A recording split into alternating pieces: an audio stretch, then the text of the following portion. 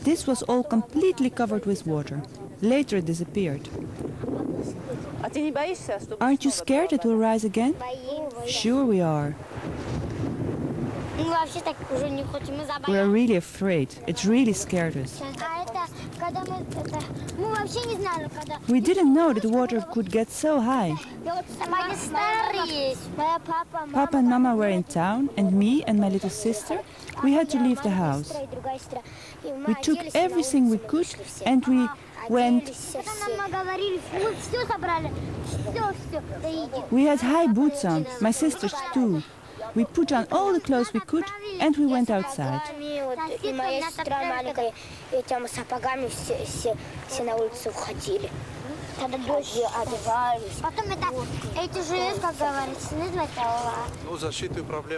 The biggest problem is how to protect the land from the water.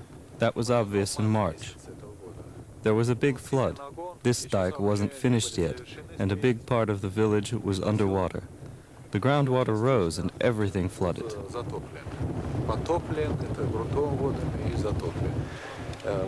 You're looking at one of the buildings of the cannery.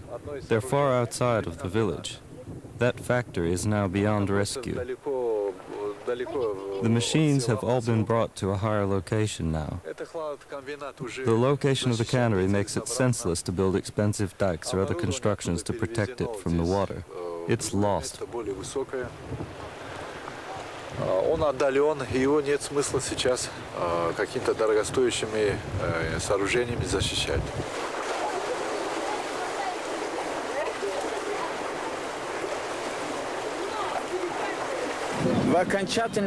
Nothing you see here is really finished. We're still working on it. We just started and have to finish the dike. Those 200 or 300 meters you see here are being worked on hard, but it's not finished.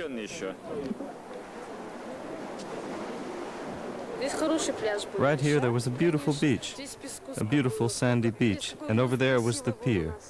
Now you can't even see it. It's underwater. And there was a 3-story cafe too, but the sea took it.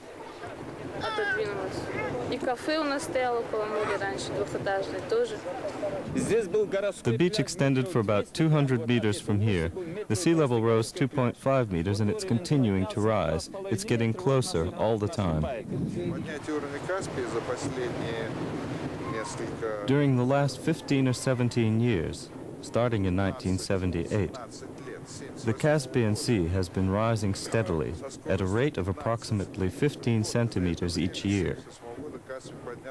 2 meters since 1978 is really quite a lot, and the consequences for the area surrounding the Caspian, the shoreline, are catastrophic. Whole houses, even whole neighborhoods, are being washed away. Topsoil is being washed away, and huge areas have flooded. But strictly speaking, this is not a natural catastrophe. It could be rather called a recurring natural process. Throughout some 10,000 years of the history of the Caspian Sea, we see constant fluctuation. The level has been both higher and lower than now at various times. In 1929, the sea level was even higher than it is now. From 1929 to 1978, it dropped 3 meters, and then it started rising again suddenly. So it's a recurring phenomenon. The terrible thing is not the fluctuation itself, but the fact that an active building campaign began in 1929. When the water began to recede, they started building here irresponsibly, without even a thought for the fact that the sea might rise again. They built apartment buildings, whole new neighborhoods, and entire industrial complexes, without a thought for the future. In that regard, the old Shahs were a good deal wiser. When the Shah still governed here, during the period in which the sea level was dropping, he forbid any building on land that had been previously underwater. The penalty for violation was beheading. The only kind of buildings allowed were temporary structures. The old Shah was wise enough to realize that the sea level could begin to rise again and that the water would come back. Unfortunately, our former government was incapable of such foresightedness. They apparently lacked the wisdom and experience to understand this. Наши бывшие руководители этого не могли предусмотреть, не хватило у них на это ни опыта, ни ума, что ли.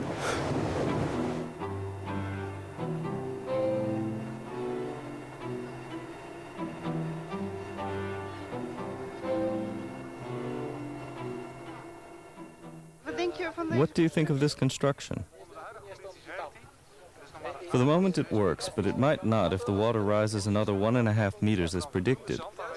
There might not be enough sand to stabilize it, and if there isn't, these holes will erode further. The shock of the waves will be too much, and there's a good chance of it being washed away.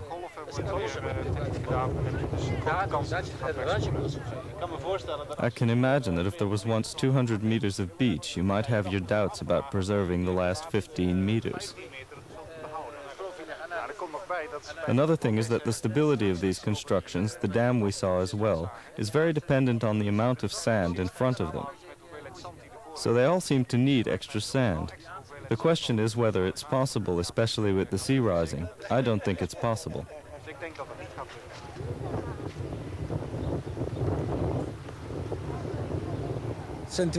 There are two reasons why this is interesting for Holland. Firstly, the Dutch have a lot of experience with problems regarding sea level change and groundwater levels. In Holland, they also have a lot of technical experience in building dikes, something which they've almost never done much of here. But it's also interesting because this has a direct connection with global climate change.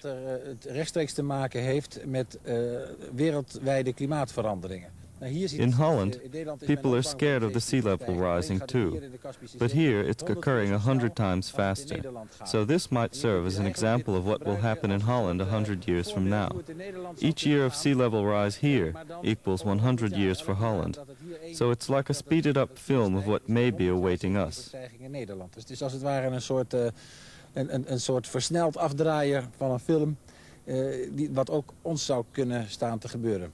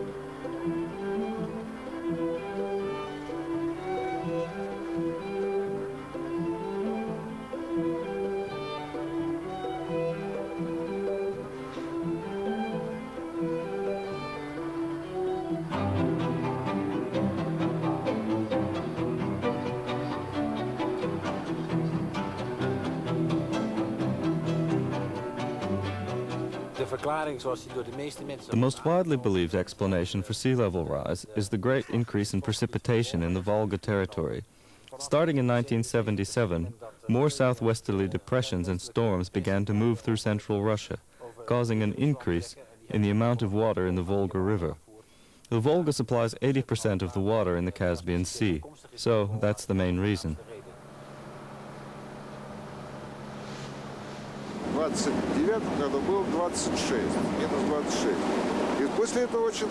In 1929, the sea level was minus 26. Then it began to drop very quickly, up until 1940. After the 40s, it continued to drop, but at a slower pace. And this drop would probably have ceased altogether if they hadn't started constructing dams at that time. They built several dams and reservoirs on the Volga River simultaneously, and this greatly reduced the amount of water flowing into the Volga River, and thus also the amount that flowed into the Caspian Sea. So it continued to drop down to about minus 29 meters. Of course, this sudden huge drop in sea level caused enormous problems, especially for the richest resource of the Caspian, the fish population. The hydrological system in the northern part of the sea had already begun to change. This is where most of the fish live, especially sturgeons. Many spawning grounds for sturgeons and other kinds of fish were left on dry land, causing a huge drop in the catch and in caviar production, and in the fish population itself, of course.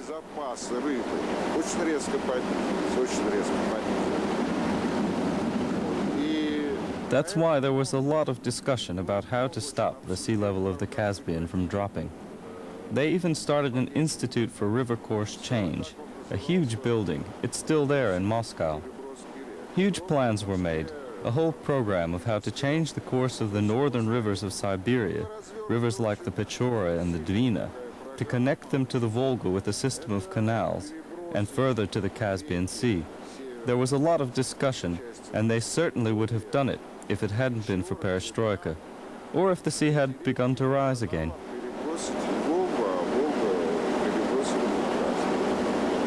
Обсуждалось, и к этому уже приступили. Если бы, может быть, не было перестройки, оно бы осуществилось, или если бы Каспий не стал подниматься.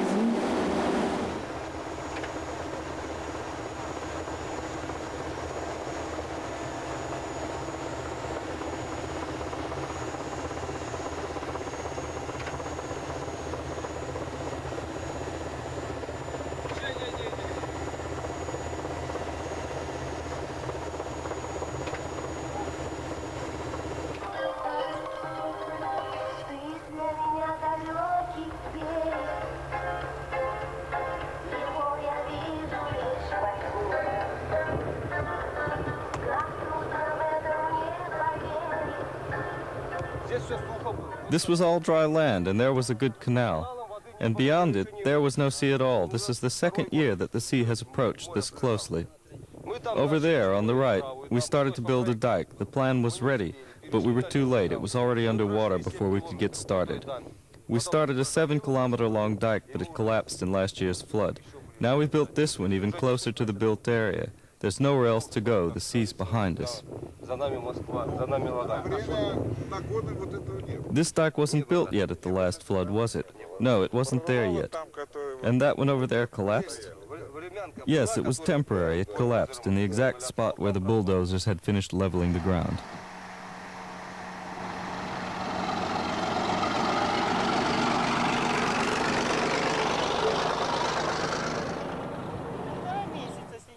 The water was up to here in the house for 1.5 months. It was the night of March 12th. All the men went outside. They used everything they could to stop the water. For that one night they succeeded. On the next day it held reasonably steady, but there was a high wind and high waves, and they started then to evacuate the animals from the collective farm. The people weren't even warned. And then, around dinner time, the dike broke again.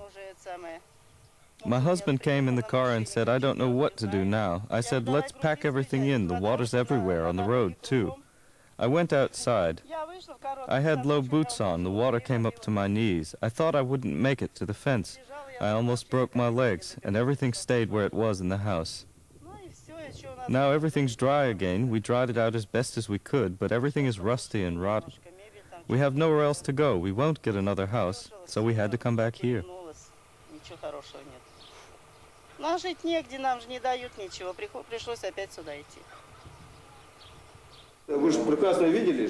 You saw yourselves, for 3 years we built reinforcements and dikes out of sand. It cost a fortune, but it was lost. It was all in vain, because they wash away at the first flood. This year, for instance, this dike broke and the whole inhabited area here flooded.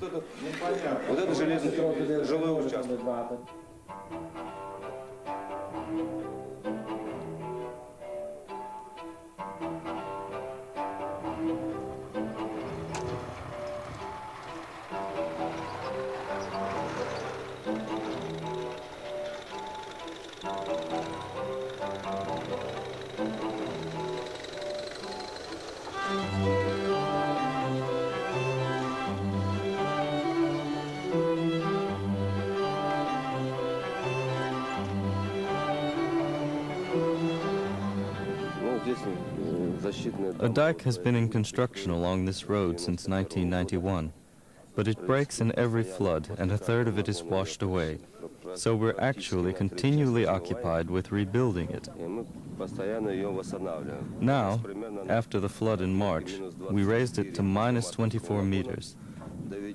So if a flood comes in autumn, for example, it ought to hold steady, because we're now preparing for autumn floods to protect the city from the water on all sides. If the water doesn't rise above minus 24 meters, we should be safe.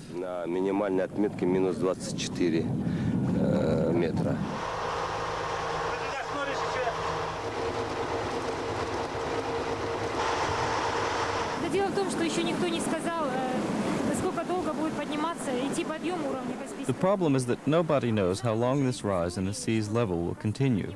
We know that it's been rising and falling for thousands of years. In earlier times, long before the 1950s, there were no permanent dwelling places here on the shores of the Caspian Sea. The village closest to the sea was Stary Lankov. That's 40 kilometers away from Lagan. There were only temporary dwellings and constructions of the sort built by traveling fishermen and other such people.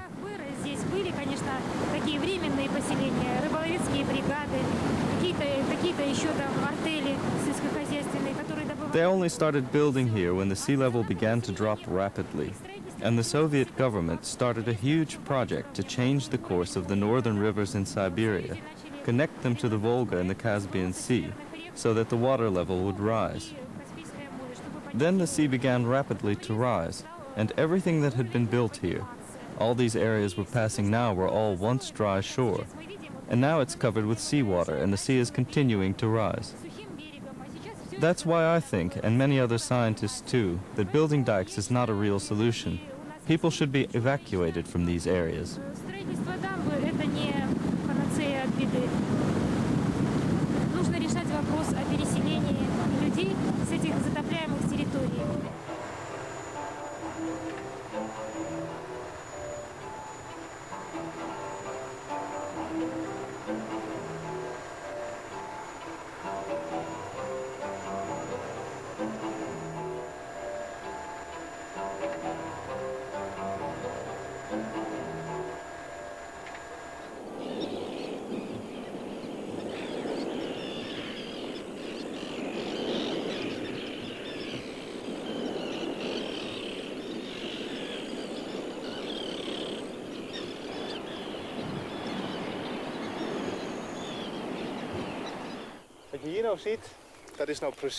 What you see here is the exact reason why the Dutch Ministry of Water Management is doing research in Russia and examining the Donau Delta in Romania. In Holland, we develop nature. Here it has developed itself. Here you see that the sea is taking back what in fact was a naturally developed, beautiful area.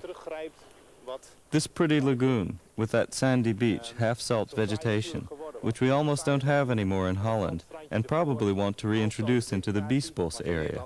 This is precisely what we can expect.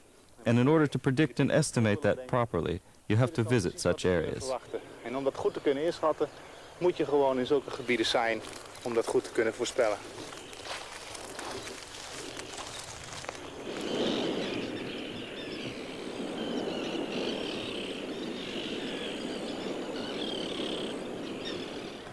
Здесь находятся основные гнездовья таких видов птиц, как лебеди. There are various kinds of birds nesting in this natural preserve. There are a lot of swans, and it's spring now, and you can't see most of them. There are various varieties of duck, and a lot of grey geese nest here too.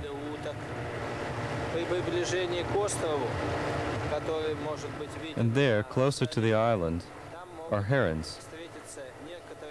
They include grey and great white herons and cormorants.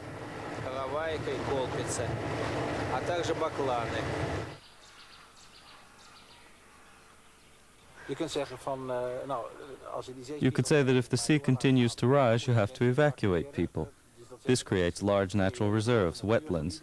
Nowadays, people say that we have too few of these on the planet. Many were drained, and in retrospect, people now say, if only we'd left some more natural area. That is an option. The Dutch Ministry of Water Management is considering this as a policy orientation.